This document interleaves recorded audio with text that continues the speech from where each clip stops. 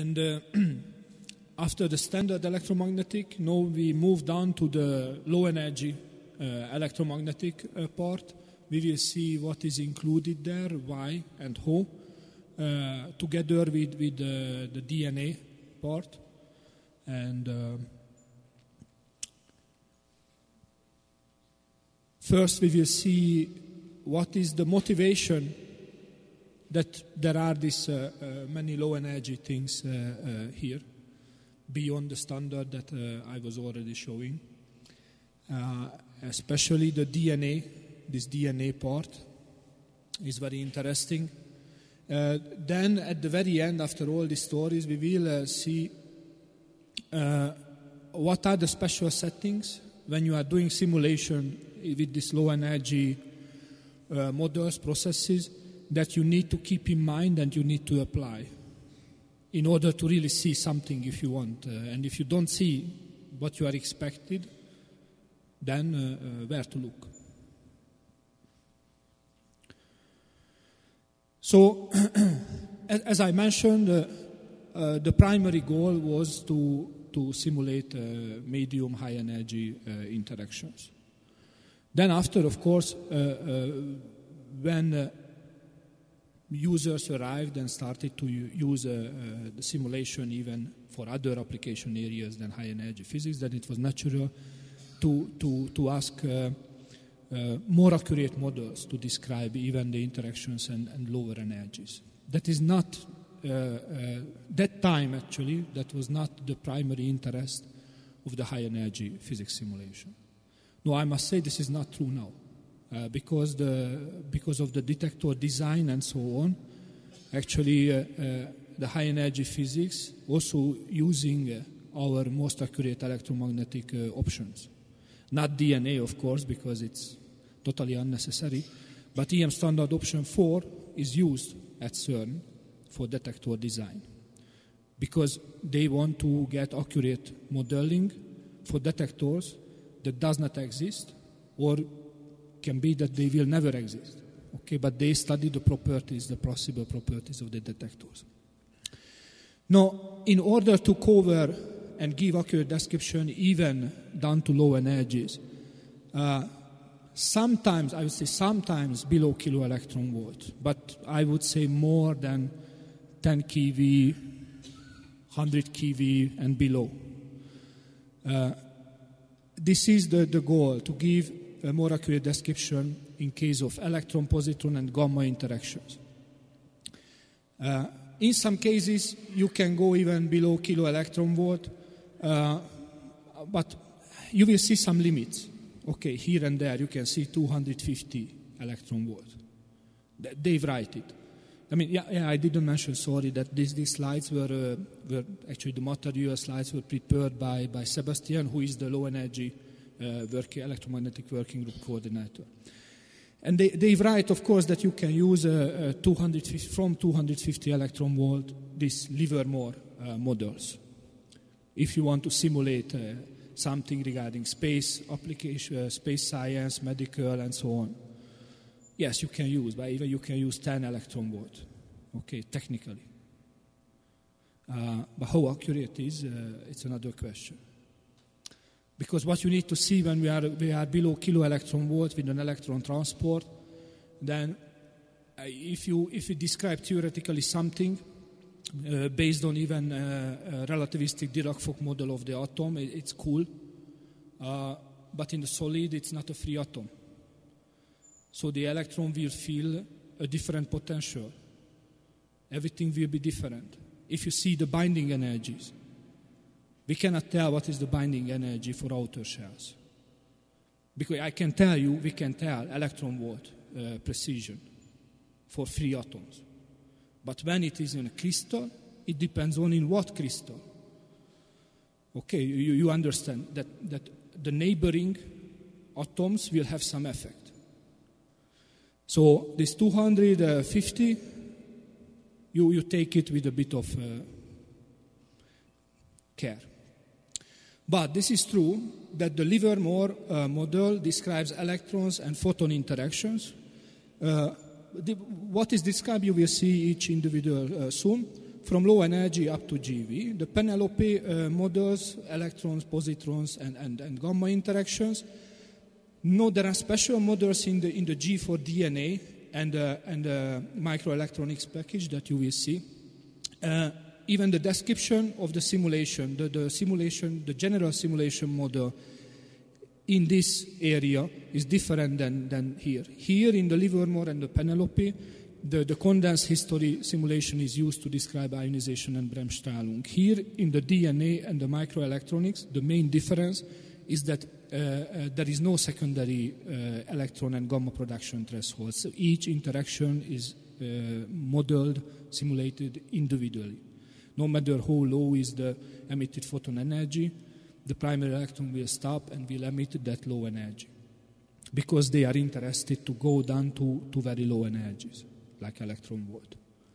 But we will get back to this.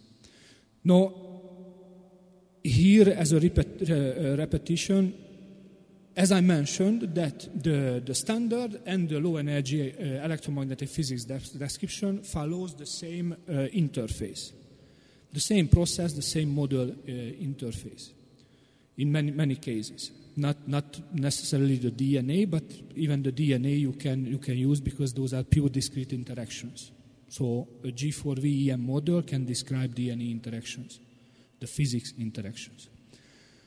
Now, because of this, that they follow exactly the same interfaces, you could see, if you remember the directory structure, there is only one utility where all the interfaces are located.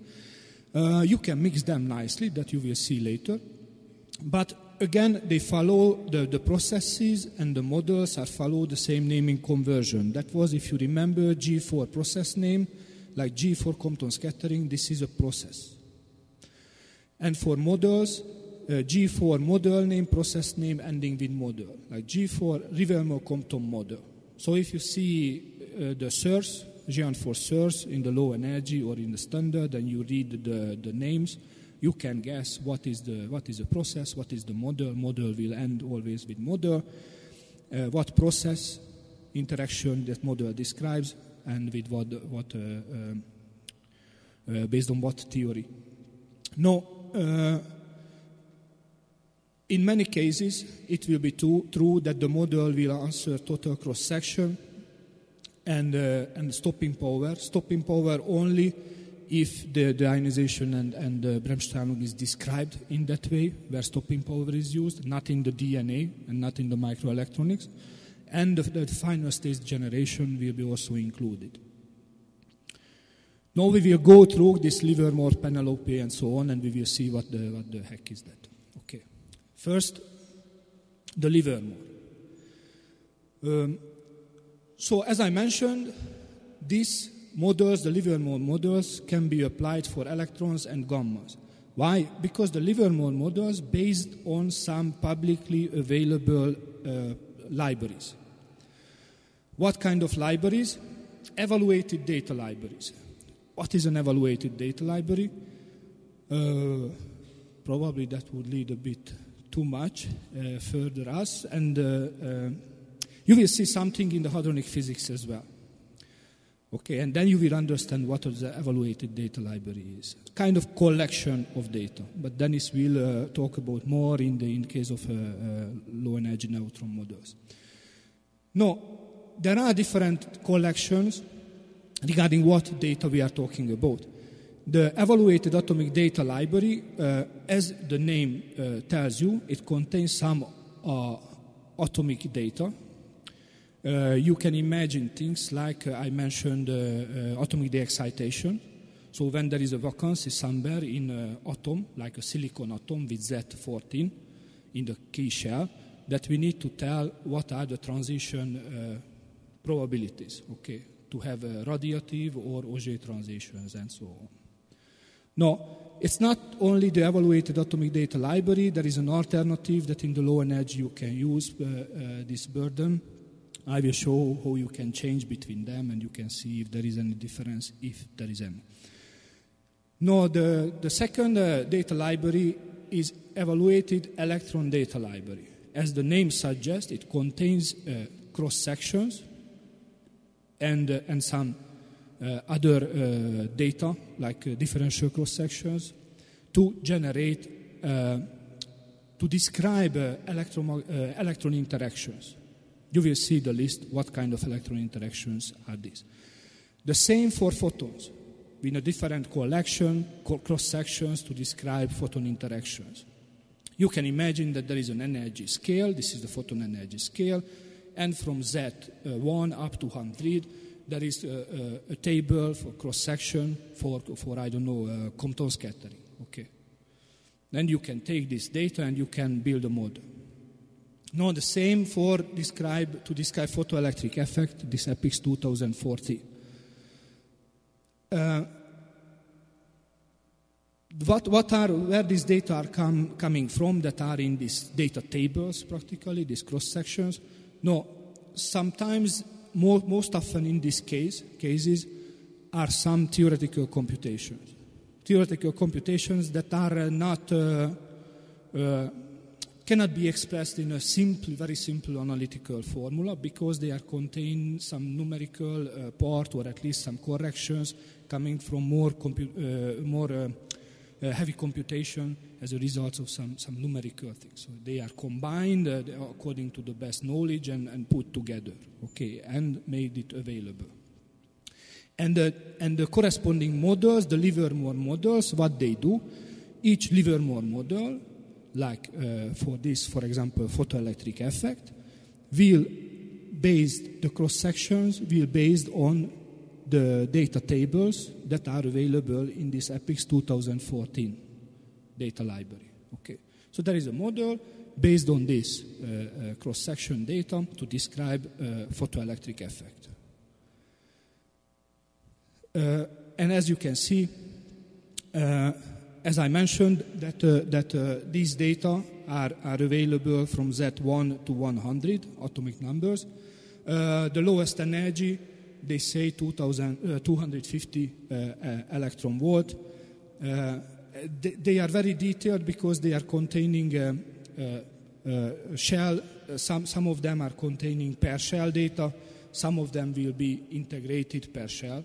So how much details you have, whether you have per shell, partial cross sections or not, and so on.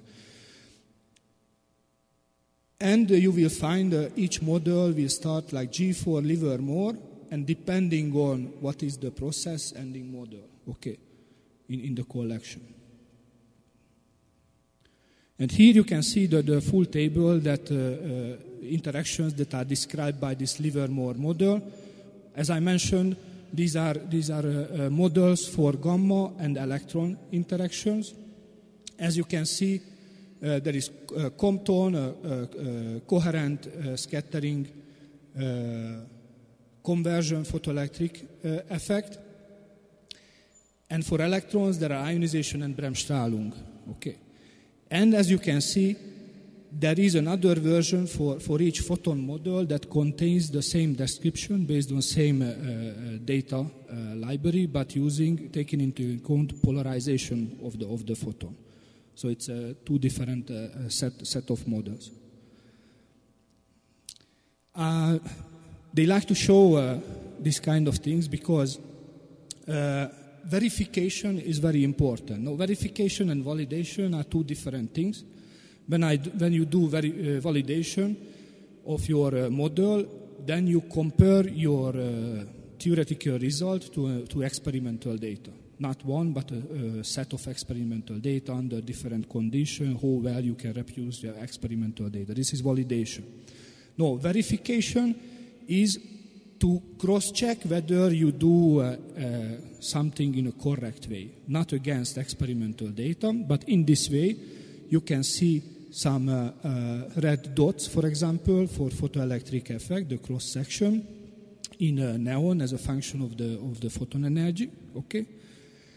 And this red data is from the library, from the data library, and you can compare with other data, and you can compare eventually what is you obtain from Geant4 using the model that implements this data. Okay, it's a kind of cross-check whether everything is okay, because finally you need to get back very well this data. Of course, this data, the cross-section data, will be available for some given photon energies in a discrete way, and you need to do interpolation. Okay, so everything will be depend how accurately you do all this interpolation and so on. And actually, in case of photoelectric effect, is not a trivial thing. Just because of this kind of things, but we don't go into such details. As I mentioned, in case of Livermore models, photon models, you have a different set for polarized photons, where the polarization is taken into account. Penelope, probably many of you knows that Penelope is a simulation code to simulate electron, positron, and gamma transport. And it's a very accurate simulation code, actually, for this electromagnetic simulation, because it contains a very detailed description for many interactions. No, it's true that contains a detailed description for many interactions, but it's also true that, for example, in the Livermore, in the Penelope, or even in the Standard, we use Bremsstrahlung model for low energy that based exactly on the same numerical differential, double differential cross-sections. What does it mean? If you take Penelope, Livermore, or the Standard, we should see exactly the same result. And actually, today we have the best implementation in the Standard. But it's another story. Okay, but we have a collection in these Penelope physics models. We have a collection of Penelope models implemented in Geant4. So you can take Penelope model for Compton scattering, and you can use it in your physics list.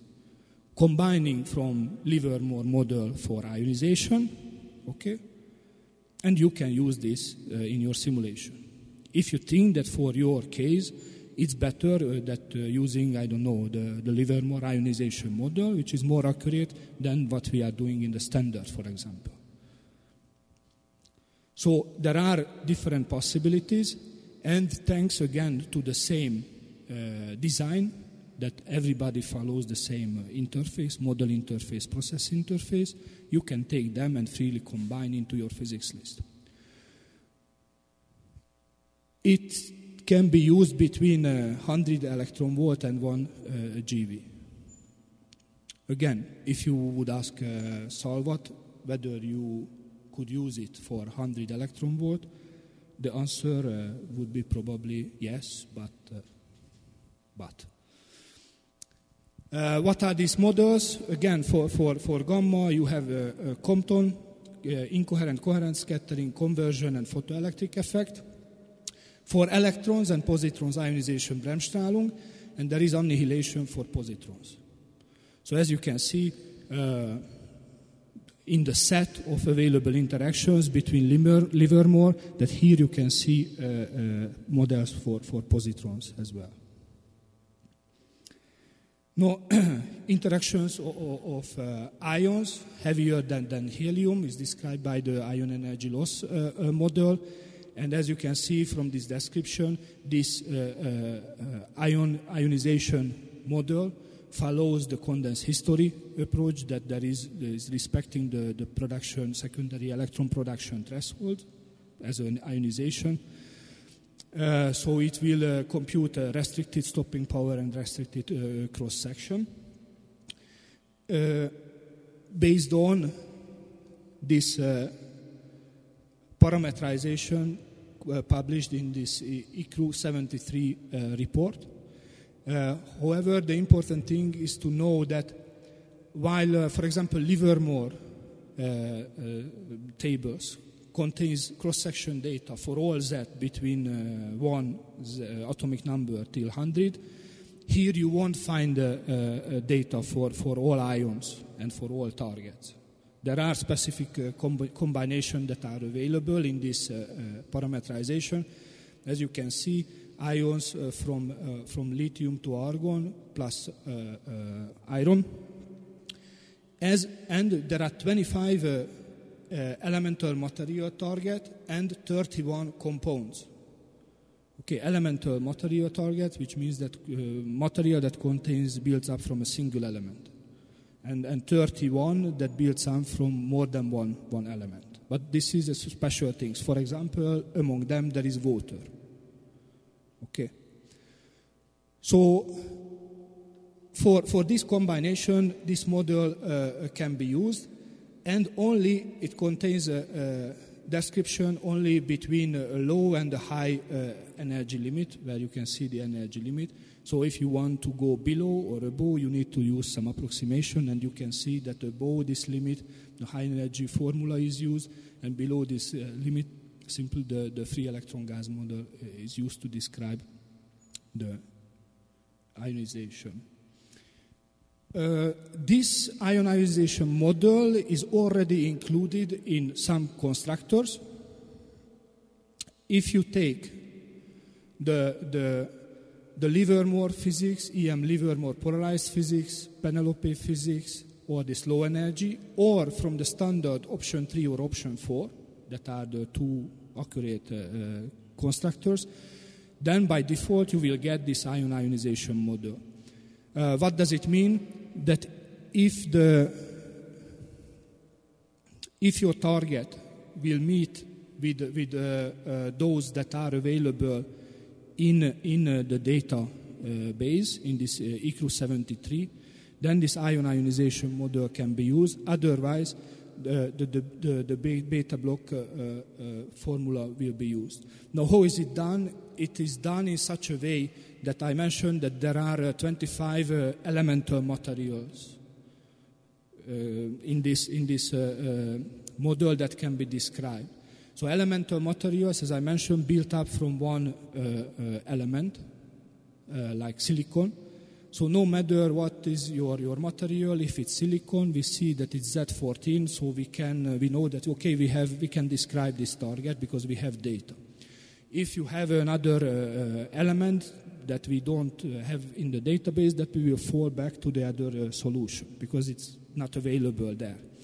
Now, it's a bit trickier in case of compounds, in case of materials that has more than one element, because then we cannot identify easily whether the situation is what we think or not.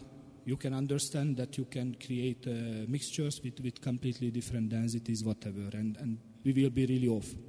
So in this case, it's very important, if you want to use the ionization model for compounds, then you need to use the NIST material, because this is the unique identification of a material. Okay.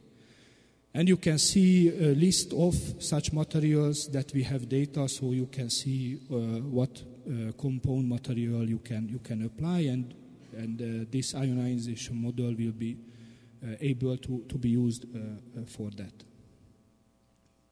Yes.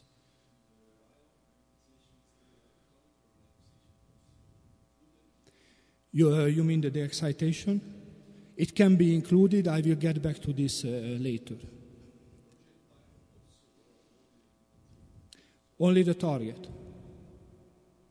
Yes, because I will get back to the de-excitation part again that I was mentioning, but here it's again important that it can be used exactly the same de-excitation than in the standard, for example. So it's the same de-excitation model. As long so each time when you have an interaction that leaves a vacancy in a shell, that this general atomic de-excitation can be used. And the same way I will show, you can set different details for the de-excitation. If you want only fluorescence, or if you want more Auger, or the full Auger cascade, or everything. And it can be included. Because, as I mentioned, in case of, in the standard, I was using as an example the photoelectric effect. Or the ionization can be another thing. Each time when the interaction results in leaving an electron from an atomic shell, and there is a vacancy, you can imagine that the interaction is actually Before the interaction, the target atom was in ground state. During the interaction, something will happen, and at the end, one atomic electron will go away, at least, so there is a vacancy. So the atom is still not on the ground state. So going down to the ground state is also the excitation, also part of the story, but it's kind of second phase, if you want. So there can be many different first phase that results in this vacancy, but the ending, the second phase, is always the same. We just need to know which shell we have the vacancy, and after we follow the same story. It's ion, yes, it stays, yes.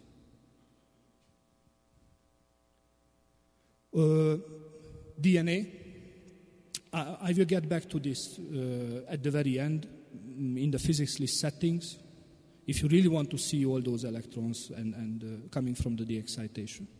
So we will move now to the DNA physics, which is, I mentioned, it's a very special part, and a bit of history that this whole story was started in 2001 by the European Space Agency, and the name G4DNA was chosen, DNA project. What was the goal? The goal was to extend the Geant4 simulation toolkit with model and simulation capability, if you want, to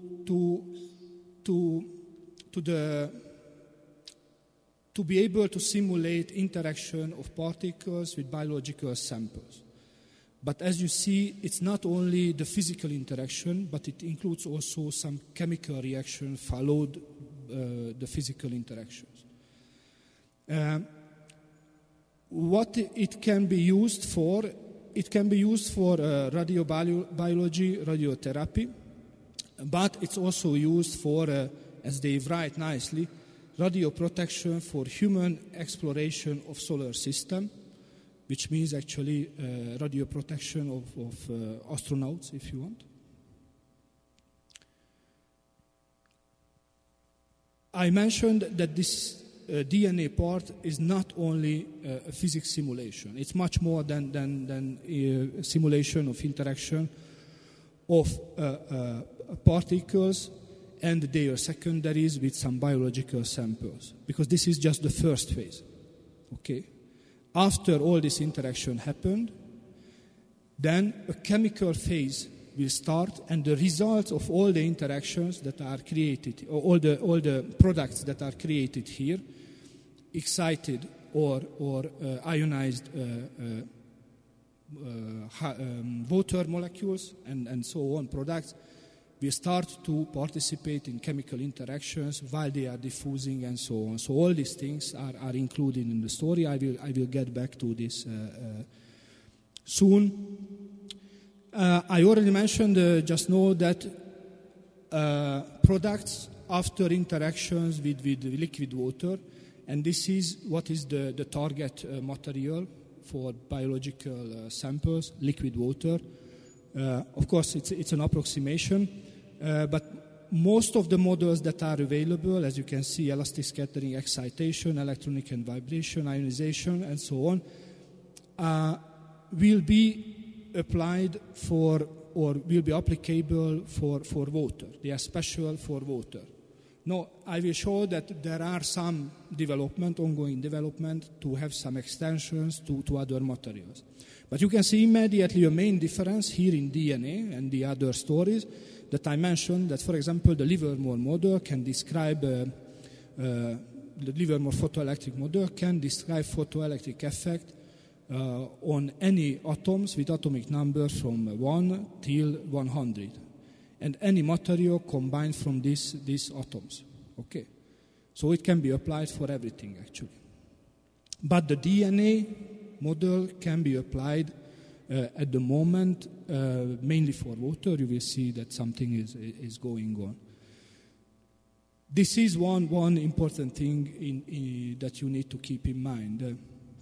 The second thing that I mentioned already that they describe ionization and Bremsstrahlung and everything else, even elastic scattering, as pure discrete interactions. So each individual interaction that is possible will be simulated exactly. This is, again, a very important thing because it gives you all the details of the simulation that's possible. And, as I already mentioned, these DNA models can be combined with any, even the standard or the low-energy electromagnetic models because they follow the same framework. Okay, here you will find a list what kind of interactions are available. Each interaction has a few different model options to choose to describe and so on and so on. As you can see, the DNA group, I would say it's a bit special group because within the collaboration because they are nicely publish their models regularly, updates, and so on. I mean, you can see here many publications on this table. So if you want all the details, you can reach in these publications. Also, you will find, at the end I will show the DNA website. If you go there, you will find many validation plots. So they regularly check their models as also the hadronic physics or the electromagnetic physics, comparing to many experimental data. So you see plots like this frequently. Now I mentioned that the DNA model, the models were started to develop for water because that's the most important material in case of biological samples, like me or you in case of humans. There is some ongoing development for other important materials. I won't say these kind of things. I even don't know what are them. I know the last two, the purine and the pyrimidine. They are important in the forming the DNA bases. Okay, 2 out of the 5 based on purine, and the other 3 is pyrimidine. And when you have the DNA string, and you know that one side there is one base and the other side is other base, then one side will be purine base and the other side will be the other. Okay, these are how the combine, it's never the same. Practically that's what I know about it, which is not bad as long as I don't do things like this, and I don't. But as you can see, there are some developments to extend the capacity to simulate not only water, but biologically important targets. No, there are other things. Even in case of water, they try to simulate, they try to come up with theoretical descriptions that are not free atom based. Okay. Because oxygen is not free oxygen in the water. It's surrounded by something. And the whole thing is water. You know, it's not a solid and so on. So there are some special things that they try to describe in the theoretical description when they are talking about ionization, excitation, and so on. Okay? So this is another part. This is another part of the story.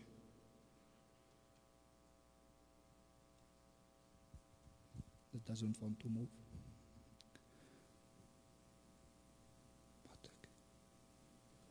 Doesn't move. Yes. I move by hand. So, as I already mentioned, and we already quickly mentioned already in the standard, that thanks to this common framework, you can really mix the two simulations. I showed a static plot there, and here I show a movie where standard electromagnetic two sides are combined by a DNA description of the physics. Now, from your exercise yesterday and before, you know very well that each yellow dot is an interaction point. So from that you can see how detailed description of the simulation is happening in this region with the standard and this region with the standard compared to the DNA. You can see how many interactions, all the interaction points are there. So here you get a very, very detailed description, but here and here you use standard. In this way you can get a good simulation speed with a good accuracy in that region of the whole world or detector, if you want to call, if you can call a human to be a detector, but in this case, yes. Where you are interested in all the details. And actually, this feature is used not only by DNA and this kind of things. No, in the high energy physics simulation, it's used also by CMS and also by ALICE, I think.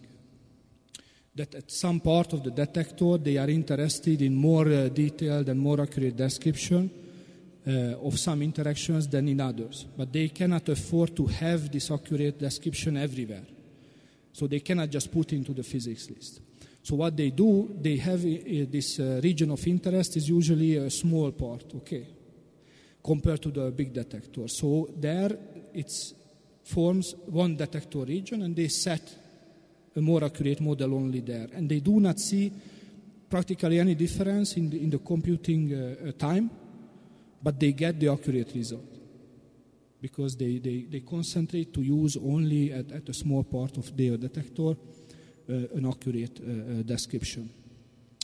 Now, when we are here in the DNA models, if you go to the constructors, DNA also provides electromagnetic constructors. In a similar way that in the standard you can find a different combination of accuracy, precision, or actually, like option 6, contains a special set of models. Okay, so they have also some options to change. As you could see from that big table where I mentioned that they have models to describe Coulomb scattering, they have 4 or 5 models. So they have different combinations prepared already to be used. Here, yes, you can see, as I mentioned, they are regularly doing verification, so you can see all these kind of activities, that what kind of verifications are included. Like you can see, they are regularly checking cross-sections, for example. Now, if we get back to this point where I started, just to make it clear, that I mentioned that in the DNA description there are 2 phases actually. The first phase will contain what really Geant4 was doing or does in other parts of the simulation toolkit, that really describes interaction of particles with water actually, and also generation of secondaries and their interactions and so on. This is the first phase that you can call a physical stage. But during these interactions, as you can see, there will be some water molecules that becomes into an excited state. Some water molecules will be ionized already. And there will be some solvated electrons that are kind of free electrons that are becoming free just for a very short time, because they will interact with water molecule and forming some strange things. Okay, so what are those strange things? These strange things can be something that called radicals. These radicals, the important things is that they are very unstable, okay? And they really like to interact. They would like to interact, depending on this kind of fragments, okay, if you want, from water molecule. And they will really reactive. So they won't live very long, but they will have some time till the reaction. Each of them can participate into different reaction, but they can move. So before we go, let's see. So during the physical interaction, what are these possible states that can be reached at the end of all the physical part? As I mentioned, the water can be ionized, and if you see for ionization, there is only one channel that can happen. So if the water was ionized, then there will be these two pieces at the end, because then it will be dissociated. Now, there are different possible excitation states, and depending on what happens, if you can see if the water becomes in this excited state due to the physical interactions, then it can either dissociate or go down to the ground state, emitting some energy. And all the excited states will result in different final remainings, if you want, of these radicals that they show some. With these dots, the meaning is that they are really reactive radicals.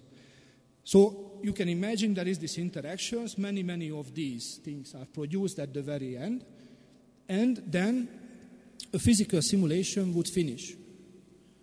But then what happens? These created products, they start to diffuse, okay, in the water. You can see each of them has their own diffusion coefficient. And I told you that they are highly reactive. So they will start to participate into chemical reaction. What kind of chemical reaction? There is a bunch of chemical reaction. You can see the interacting partner and the product. So how it looks like, it's actually, you will start now already to see interaction of charged particle with water. Each of those yellow dots, as you remember, some interactions. Okay, you can see, for example, ionization and so on. So during this phase, all those pieces are created. And then after they are created, then immediately they start to diffuse and interact. You can see this is the chemical phase. So thanks to this, that the DNA package includes the physical and chemical stages, this makes possible that with the DNA package you can simulate, you can model the direct and the indirect DNA damage. The direct is the physical stage, if you want. The indirect is the chemical stage after.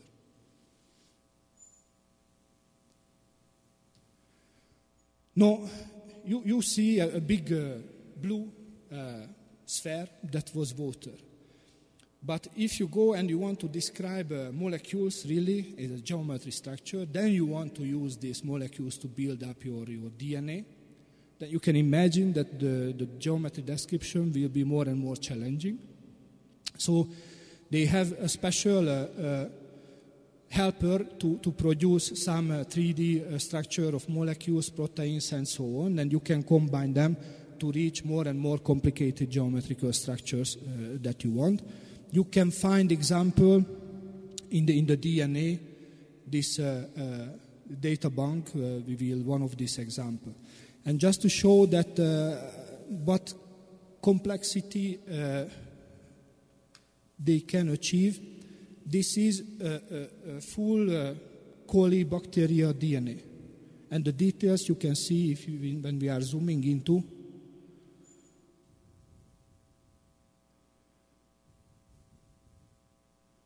And in the meantime, you can think about that Makoto showed you how to define a box. Then you can start to replace one by one.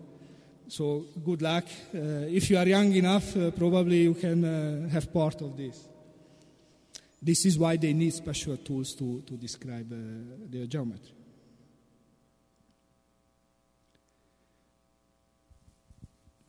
So they have a big collection of examples that I already showed. So if you are interested in this kind of things, you can go there.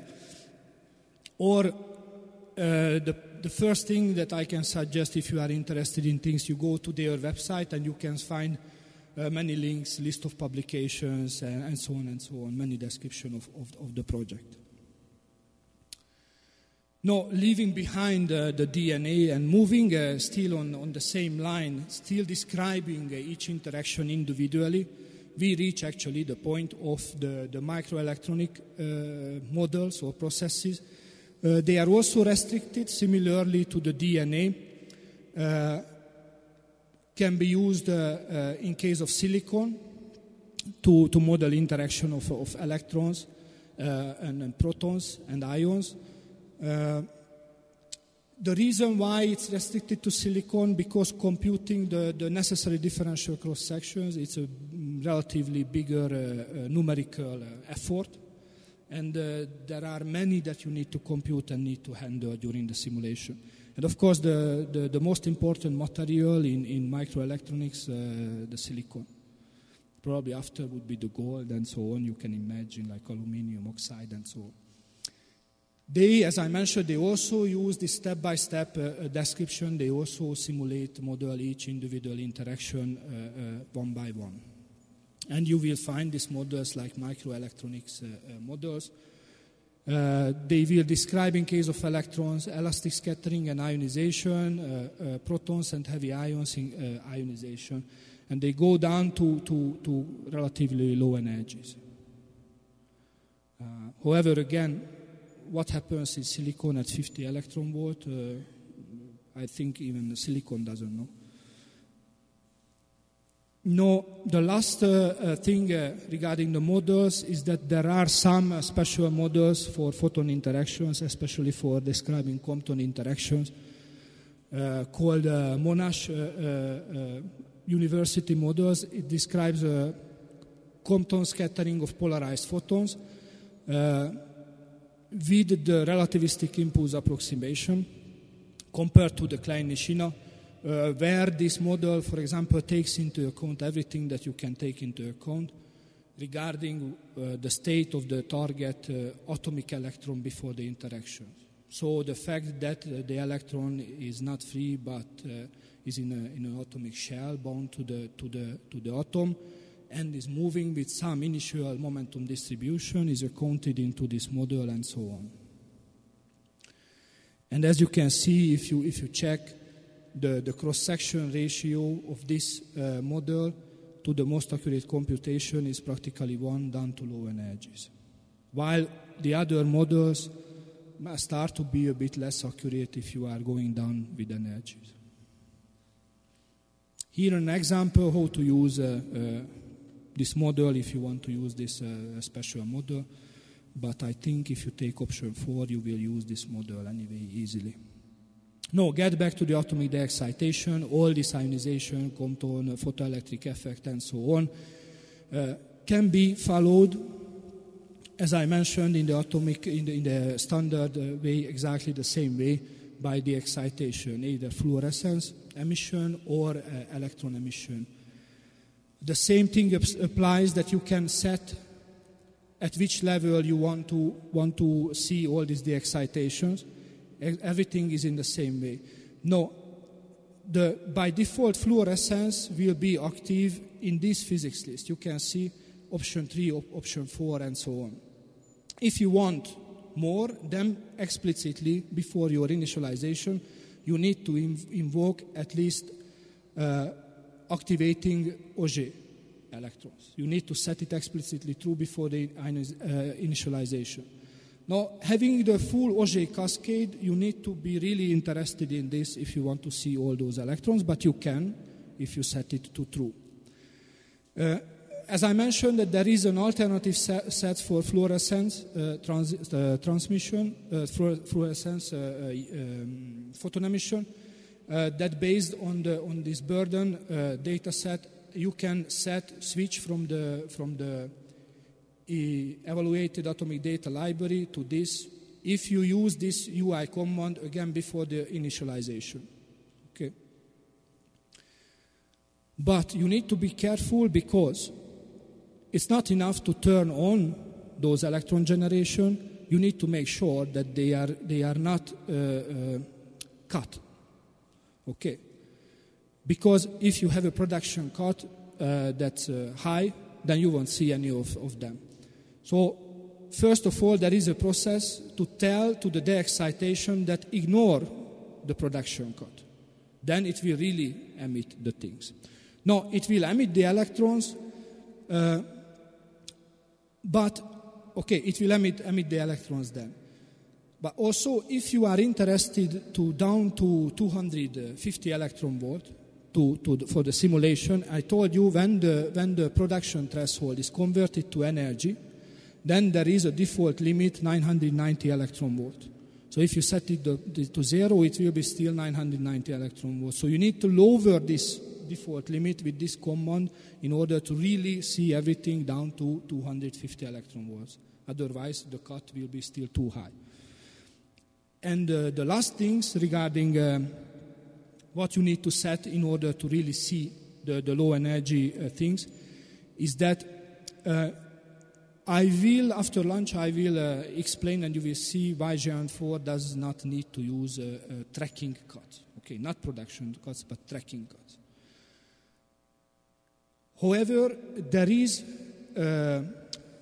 from some good reasons, there is a low energy limit for charged particles introduced. It's just to avoid some looping particles in some magnetic field, okay, that are moving practically almost forever in vacuum. So, but you can set this limit even to 0 with this command, okay. By default, in the different physics list, is either in the EM standard is 1 kilo electron volt, in the other more accurate and low energy physics list is 100 electron volt or even 10 or 1. But you can set it to 0, no problem. The same applies regarding documentation and finding help that before I showed to the standard electromagnetic. And as usual, the final remark on using the low energy electromagnetic models is that you need to make sure that you really need the low energy electromagnetic models. Otherwise, you will get exactly the same results like with the standard. If you are not really sensitive in your simulation for some of these very low energy things like shell structures, Compton scattering, the Doppler broadening, and so on. But you will spend more time on the simulation. So that's the final remark. Any questions? Yes.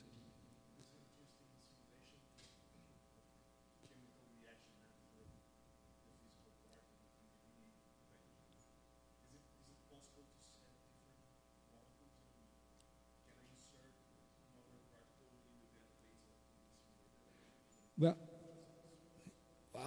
personally, I don't do these things, but I think you can do whatever you want because you can take the code and you can extend the code.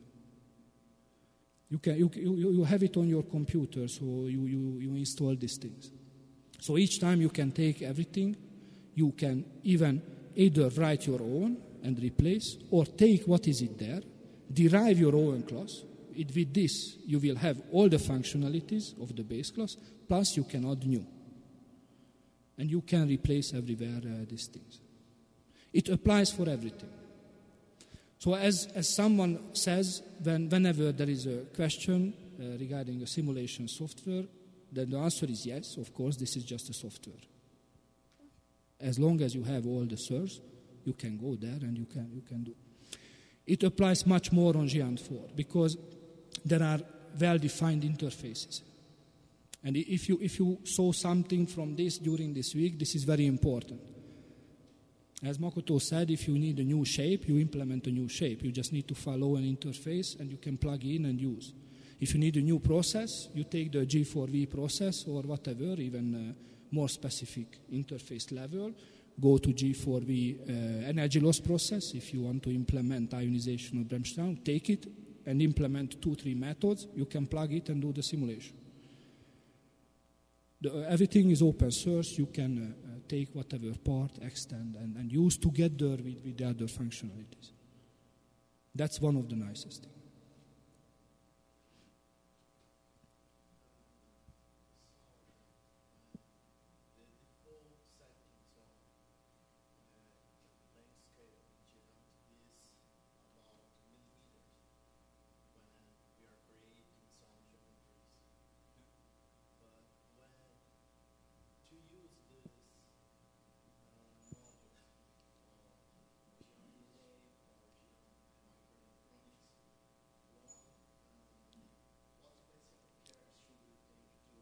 As far as I know, nothing. What you say is the default length unit is 1 millimeter, which means that the length, default length unit. Length. But even the production length is 1 millimeter, the default. It's in some production physics list, it's already set to 0.7.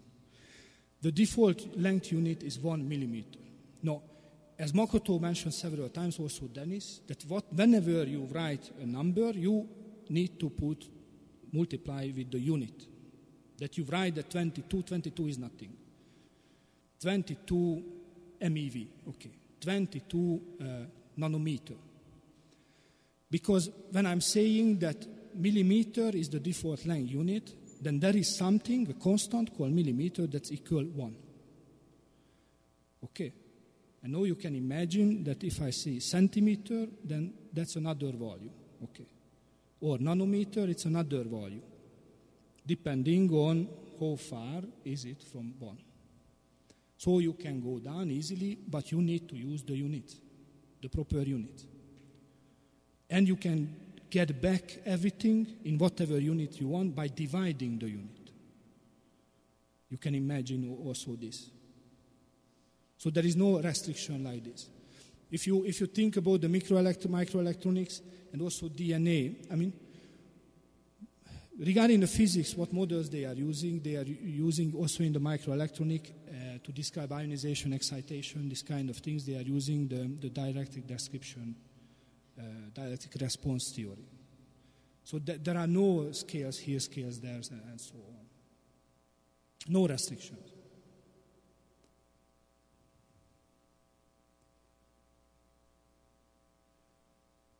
Even in nano particle simulation, people don't care. They put even two atom size objects, and they use nice bulk models to describe the interactions. I don't know if it has anything to do with that, but okay.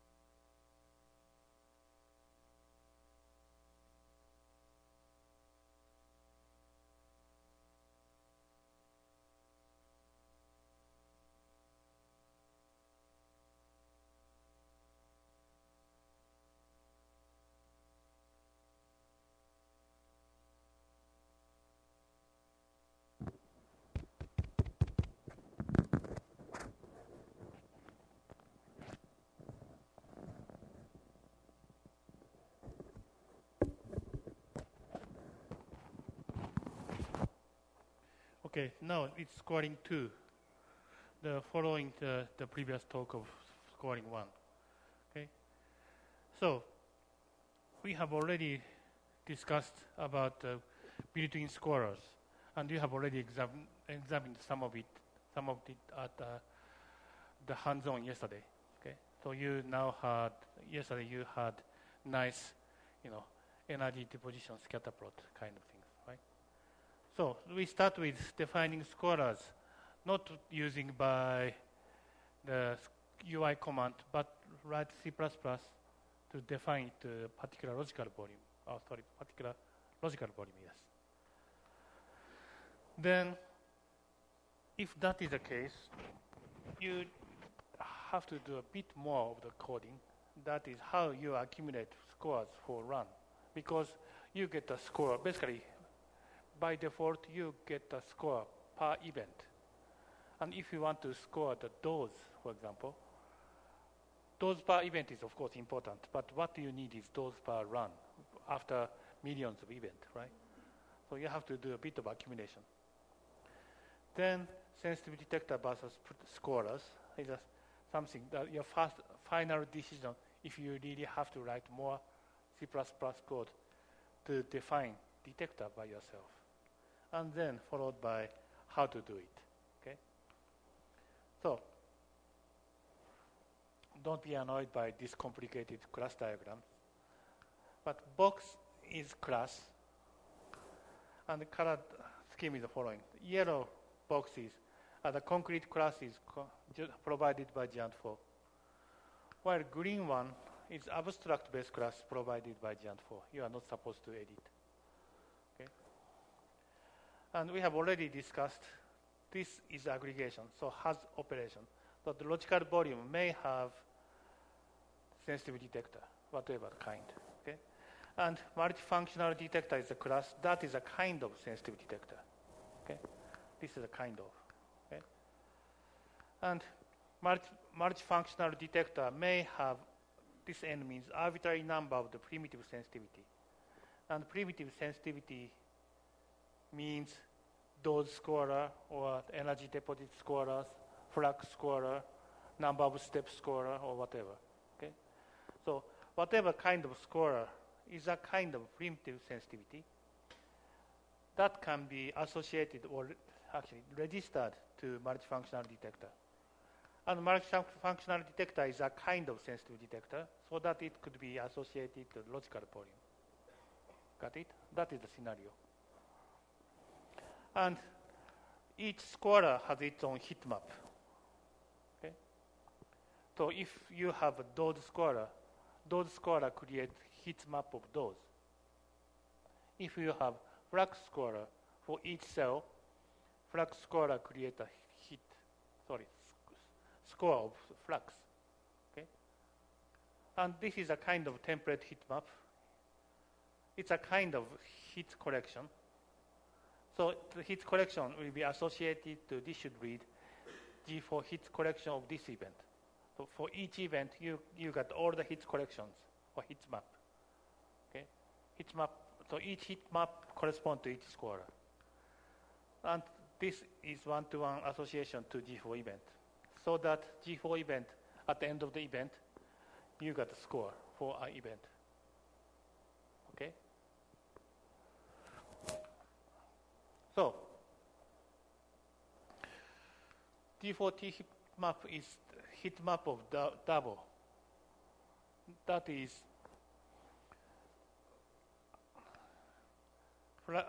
indexed by the copy number 1, or let's say copy number 0. Here's the such and such energy deposition. In the next cell, copy number 1, such and such energy deposition, 2, 3, 4, 5. So it's a heat map, indexed by the copy number. Okay. If it's a simple geometry, that's it. But if, for example, you have this kind of complication, that in the green is the mother volume. Mother volume has two daughter volumes. One is blue, one is pink. Okay. Then this blue box has copy number 0. And the mother volume is duplicated. In this case, even this blue box has a copy number 0 as well. There's no copy number 1 for blue box. Okay. In this case, when you create a flux scorer, for example, in addition to the name on unit, you have to say which level of hierarchy up you want to use the index. In this case, you cannot use the bottom level copy number. That is always 0. Doesn't make any sense. In this case, you have to say level 1 up, so that you can use copy number of the mother as an index. Okay. So, if your index scheme is more complicated, then all you need to do is take this class, just implement getIndex method. That is, you can use touchables to get whatever the copy number of the hierarchies to create one integer. That must be the index of the map. Okay? Let me repeat once again. It's a map. Map is a map between the index and its value. This index is by default the copy number of the volume. But if you cannot use the copy number by itself, if, for example, in this case, the one level up, just say use copy number of the mother, and so on. Okay. Now filter. Sensitive detector or primitive scorer may have a filter. Okay. So in C++ code, just exactly the same as what you did in UI command, you can associate filter to a primitive scorer. Okay. So here's the example code. Please note, this is the detector construction, but not in the method of construct, but the second method, construct SD and field, because, this part is thread local. You have to be thread local here. So first, you create multifunctional detector object, let's say my scorer, with whatever the name. Then this is a flat surface flux scorer with a name, and register to the scorer, multifunctional detector. Okay. So, what I did here is, let me come back to this part. Here's one of the scorers, okay, which I used in my slide was flat surface flux scorer. It should be associated to multifunctional detector. Okay, so we are doing this part. Okay, then another flat surface scorer, if you like, but this time I associate proton filter. So now I score the flux only for proton. Okay, but same scorer, but with different name first of all, and with a filter. Okay, and register. And once you registered, you finish registering all the primitive scorers, ask to the sensitive detector manager that you have now new detector, my scorer. Then this is the name of the logical volume you want to make it sensitive. That means this particular logical volume is a detector. Okay, and associate your scorer here. Okay, this is the scenario. Got it? This is exactly the same as what you did by UI command. The only difference is you have to write C++. And also, in this case, you don't define any mesh. Okay? But associate scorer to the logical volume. As you see, you are associating scorer to the logical volume. Let's assume each of these chairs are detectors. As I said, regardless of how you implement placement for 100 times or parameterized volume, anyway, you have chair logical volume, right? So you associate detector to the logical volume. Okay? So whatever the implementations are, you have 100 chairs. So at the end of the event, you have heat map that has 100 entries. Okay? Each now I'm talking about this guy, okay? For each copy number starting from 0 to 100, each chair should have its own energy deposition, right? That is a heat map. Got it? So the difference is between scorer, you define mesh, regardless of whatever the geometry is. Okay? So it's always a box. In this case, you can make whatever the volume sensitive. Okay? Got it? Yes. Here, when you do the sensitive vector, Yes. does it make a difference if you did individual chairs or if you did just the room and copy and make the replicas?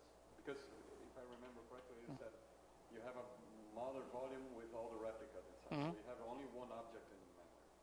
So when you do set sensitive, No, that is physical volume. Logical volume, it's always the same.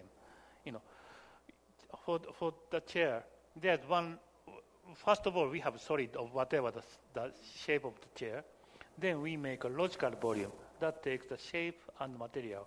So it's a concept of chair, and with placement or parameterized volume, in whatever the way, you make 100 chairs in reality. But there's only one object in the memory of the logical volume, not physical volume. So, and we associate sensitivity detector to logical volume. So all the copies of both chairs will be automatically, and the distinction is just a copy number. That's the reason why copy number 0 is just chair that has its own energy deposition. That's it.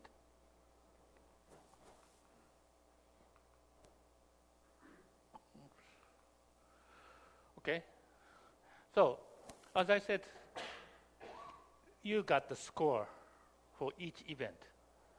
But if you care about the dose, for example, all you need is the end of run value. So you need to accumulate the per event data to up to the per run data. Okay? And also you have to think about multi-threading as well. Okay? Because there are so many different threads running in parallel. So there are a few things you have to do. Anyway, the start point is always G4 event. It has all the scores per event. Okay? So, again, score is a T-hit map of G4 double. Okay? To do this, to accumulate values, basically you have to work with only one class, that's your own class, that is run. You should create your own run class derived from G4 run. Okay? And implement just two methods. Okay? The first is record event. This method is invoked at the end of in the worker thread, okay, at the end of each event. So what you do is, okay, here's the result of event number 1. Okay, I copy it to my memory. Then here we got copy event number 2. We should add those per each cell, right? That's it. So just accumulating. Okay. The second method is merge. This method is invoked at the end of the run, and you have many threads in parallel. So you have to merge, okay, the data of this thread, that thread, and that thread as well. So this method is invoked at the end of the run in the master thread, okay, and asked to each worker thread, give me the data to merge, okay. Okay, and once you create your own run class, Geant4 kernel cannot instantiate your object. So you have to have user run action with just one line, new run class. Okay, that's it. I come back to this later. The first is run class. So this is your run class, directly derived from G4 run, and implement two methods. Okay. So here, implement how you accumulate event data, and implement how you merge thread local scores. Okay.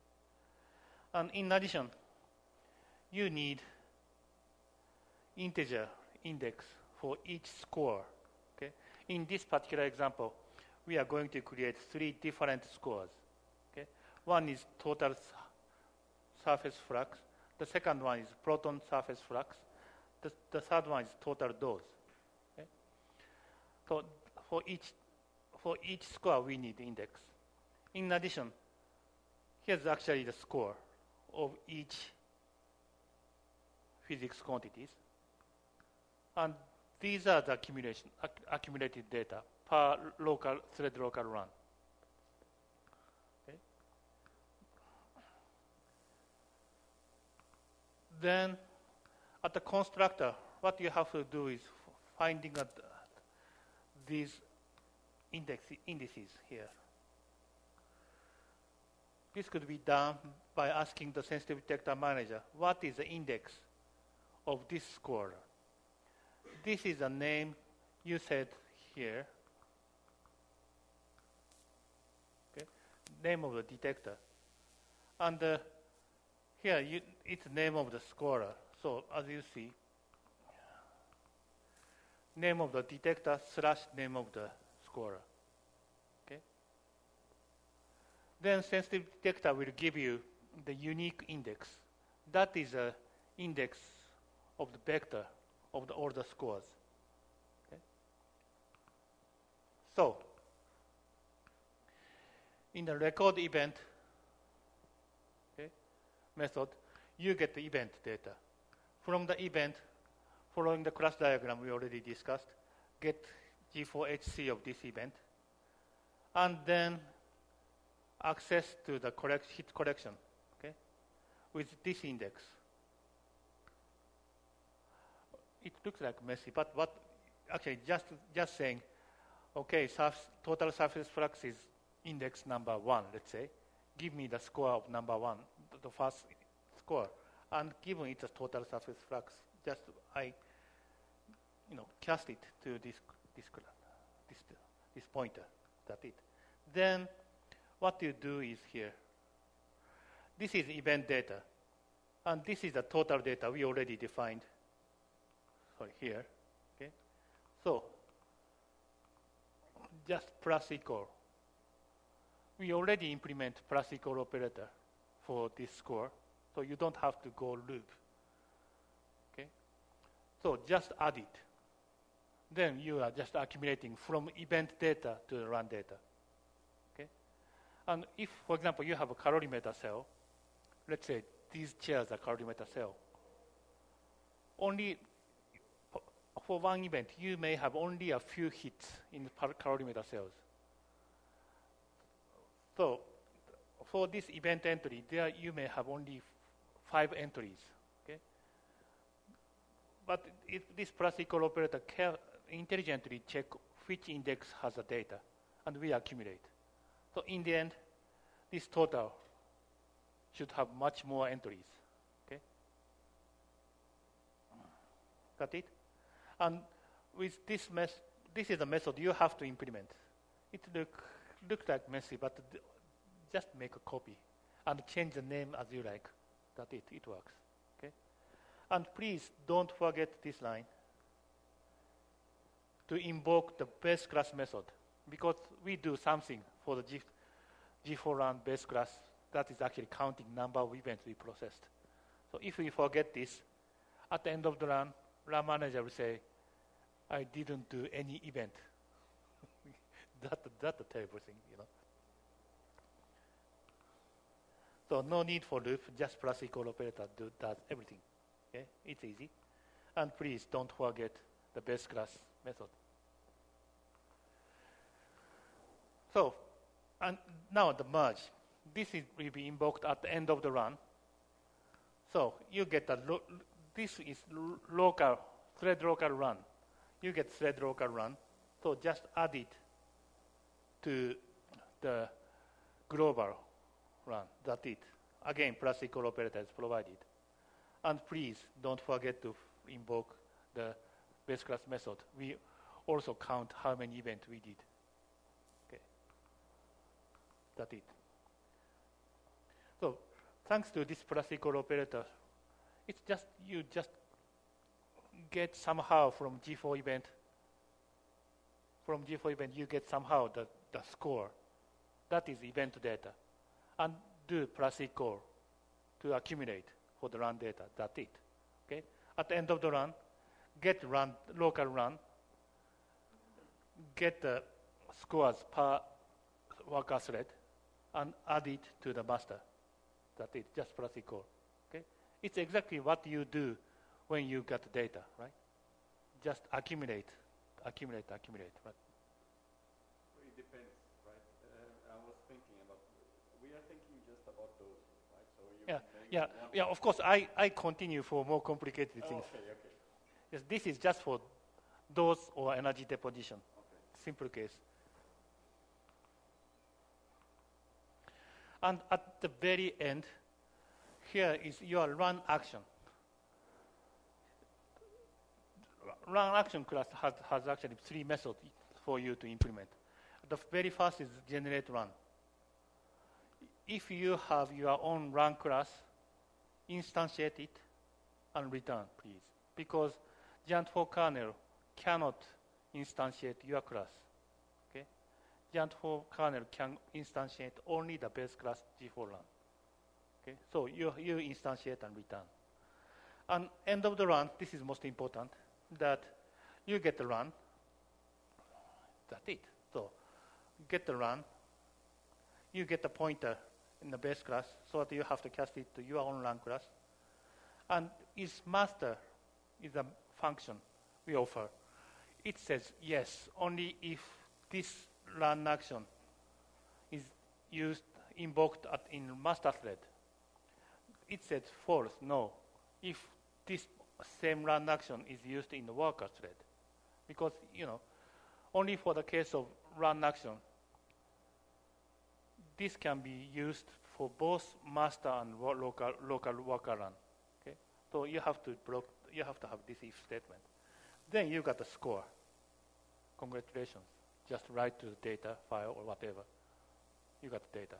Okay? Yeah, actually you do this today at hands-on. Now, so as you said, Square may not be enough at all, I know. Okay. So we have to step forward. So we have already done built-in scoring yesterday. That, by UI command, you define the mesh and assign scorers so that you could score those for mesh. That is artificial, mesh. Up to now, you learned how to do the scorers associated to the real volume so that these chairs become detector. But you still accumulate those for energy deposition. To do real detector simulation, you have to say what kind of output signal you get from your detector. To do this, you have to have sensitive detector. Okay? Every time I say the word sensitive detector, I feel ashamed because it's my bad English of 20-some years ago. Sensitive detector is strange English. It's not English at all. It sounds like it's fragile, easy to break. Or if detector is not sensitive, it's broken, whatever. It should be detector response. Yeah, my English is still broken, but 20-some years ago when I named this class, it's wrong. But nowadays, if you Google word sensitive detector, you have million hits. It's all come from me. It's terrible. Anyway, so it's whatever the stupid name that is. The thing is, here you describe once whatever the particle comes into your detector, you have to say what kind of response you get from your detector. Okay? That is the purpose of this class. And given there could be whatever different kind of variety of detectors, we offer only the abstract base class. Okay?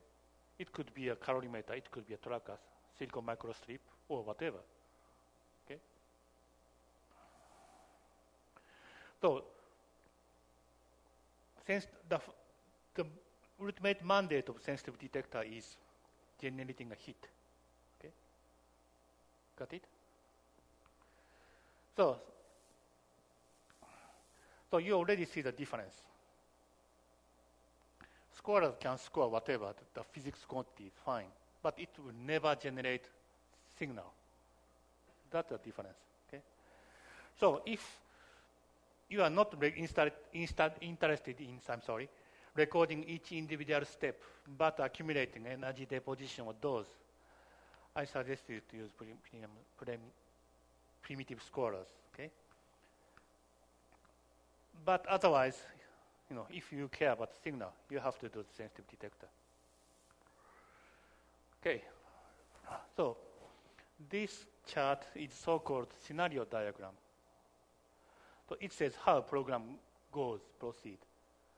here's the stepping manager that takes care of the step. And here's each physics process that Dennis and Mihaly are describing. So at each step, stepping manager asks to all the registered physics that could be applied to that particular particle type, how much of interaction length you want to move. Okay? You want to make this particle move. And shortest wins, so that only for the shortest process, stepping manager just say, do it. Okay? So it decays or have hadronic interaction or whatever. Then the result is returned through this particle change class. So this particle change will be returned to stepping manager and applied to step and applied to track. That is how Geant4 takes care of each step one by one. Okay? And if a step happens in the volume that have a sensitive detector, okay, then sensitive detector associated to that logical volume is invoked. Okay? That is a story. So when sensitive detector is invoked, it is guaranteed that the particle is in your detector. Okay? Okay? And you get the step. That means you have all the physics information you need. Okay? So basic strategy is basically the same.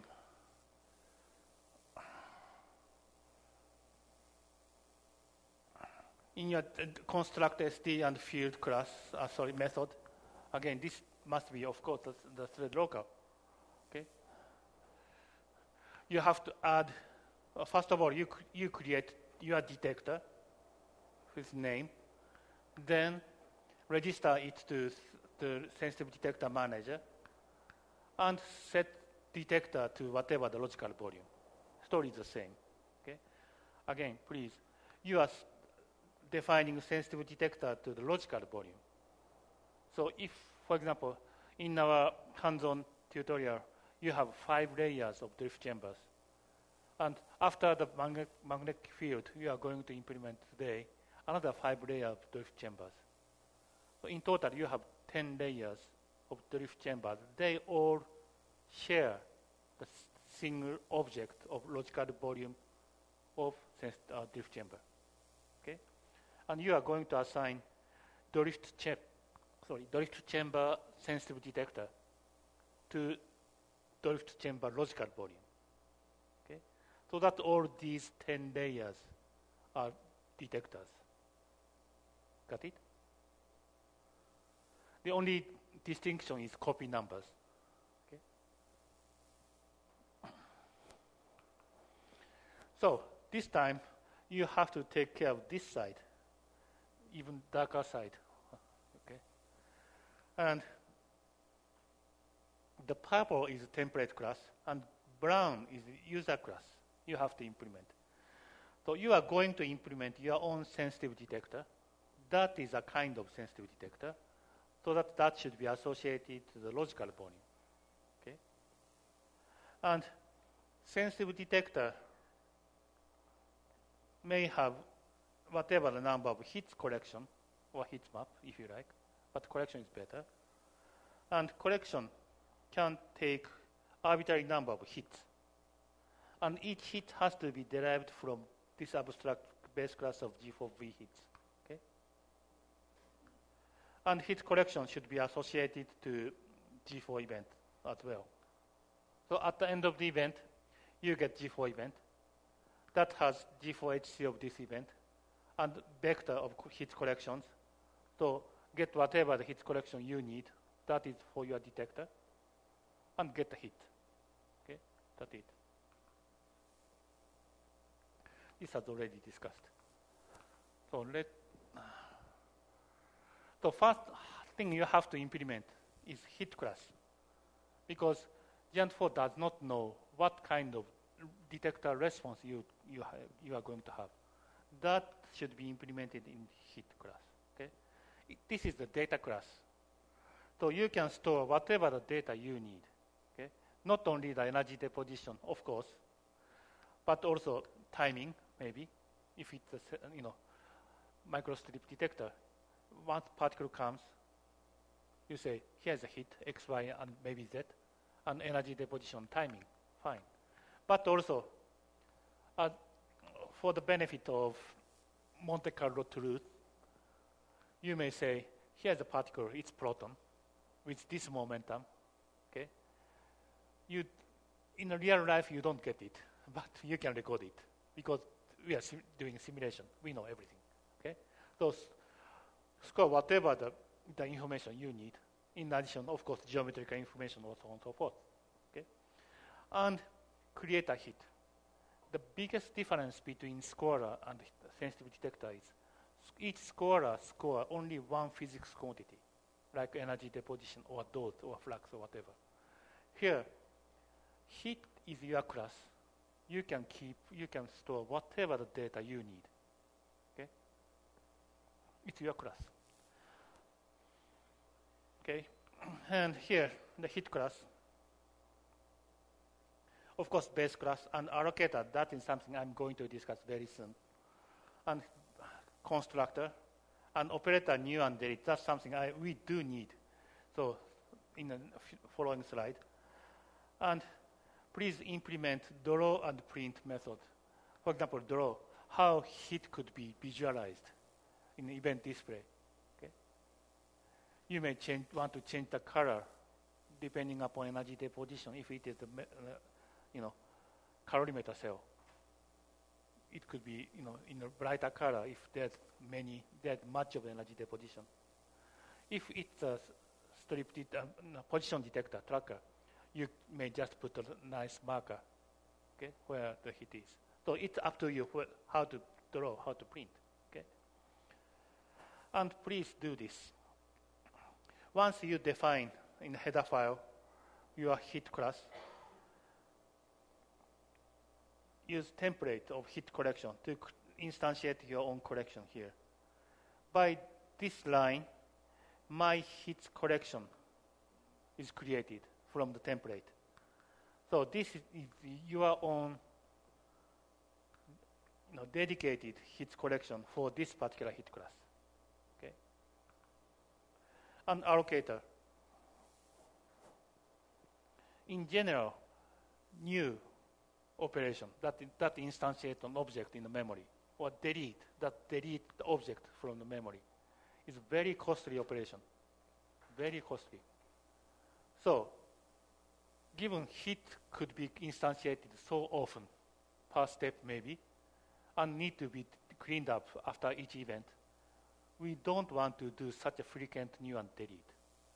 But instead, we use G4 allocator that allocate chunk of memory at the beginning, and we use that chunk of memory for individual hits, for example. So instead of actually instantiating object, what we do is, okay, now it's hit. Okay, we already have a nice space. We put it here, there. It's much faster than real new or delete. So we do allocator here.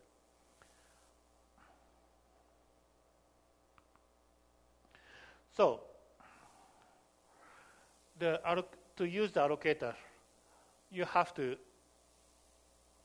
have new and delete defined here, and here new and delete operation. So this part, please copy it, okay? But what we do is, when you do new, we check if allocator is already created, and if not, we create it, and allocate chunk of memory. A small portion of this chunk of memory for this particular hit, and release it. That's it. Okay.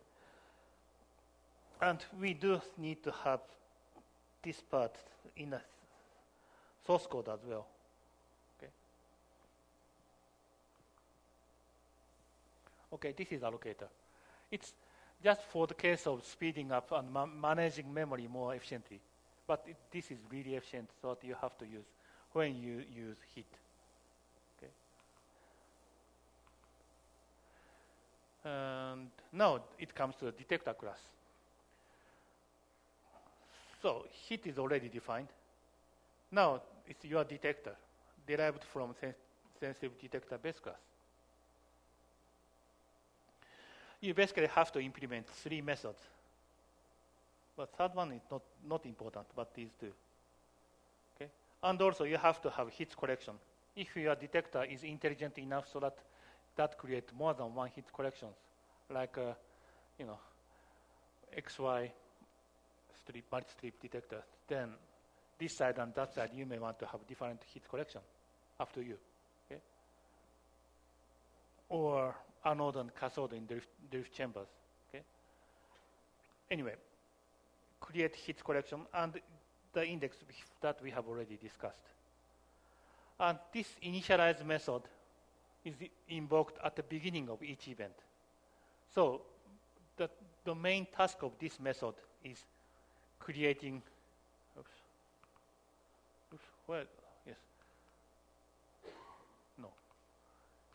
instantiating the new correction. Okay, let me come back. Here, this is better. So initialize method is invoked at the beginning of each event. And process hit method is invoked per step. Whenever a particle comes into your detector, this is invoked. You get a step. Okay? And this one is invoked at the end of the event. But basically, you don't need to do anything. So, for example, tracker type detector, that is position sensitive detector. You want to make a hit that contains position time, energy deposition of step, and track ID. Okay? If it's calorimeter, you never record each individual hit or energy deposition. You just sum up. Okay? So again, this example, what we are doing on hands-on, is a good start point, because on purpose we have every different detector types. It contains photofingers, scintillator strips, drift chambers, electromagnetic calorimeter, and hadronic calorimeter. We have everything. And we have all the different sensitive detectors, you see. Okay? I start to lose my voice. Okay, and again, please don't forget this. We have already discussed many times, but when you get step consists of two step points, pre-step point and post-step point. Post-step point may belong to the next volume. Okay, so when you want to accumulate energy deposition, you always have to go to pre-step point to get a copy number. If you go to the next one, you get the wrong index. Okay. So in the constructor of your detector, please register the hit correction name. That has to be unique. Okay. Then in the initialize method that is invoked at the beginning of each event, the main task is instantiating your new hit correction. This is a template instantiation. Okay, you already have it. Where it was? Here. Here. Okay. Use the class name of the hit. You instantiate your hit correction from your template.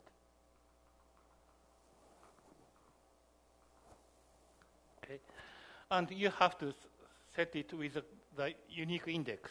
Okay, here. That is something we already have discussed. And as you see, we started it. Sorry, no. Where are we? Here, correction ID -1. So this ID is initialized to negative value. So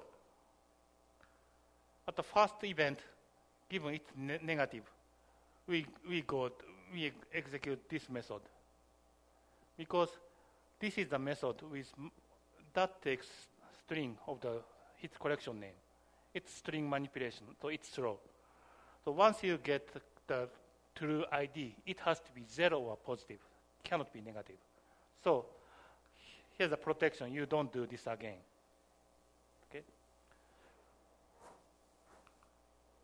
Now, most important method, process heat. Okay. First thing is you instantiate heat object and record whatever the value you need, taking out the data from the step. Okay. And once heat is made, insert it to the heat collection, and you are done. Okay. Please return true. This is not used, but by tradition or whatever the reason, please return true. Don't ask me why. Okay. And also, this touchable history, arrow hist, this is no longer used. Okay. But if we remove it, all the experiments has to rewrite their code. They don't like it. So this is kept. This should not be used. And once you use it, you get a warning message. Don't use it. So, so again, please, to do whatever the things, go to the press step point. Okay? And end of the event, basically, it's empty. So this touchable point we have already discussed, right? So when you access to the press step point, you go to the touchable of press step point. We already have all this animation or whatever.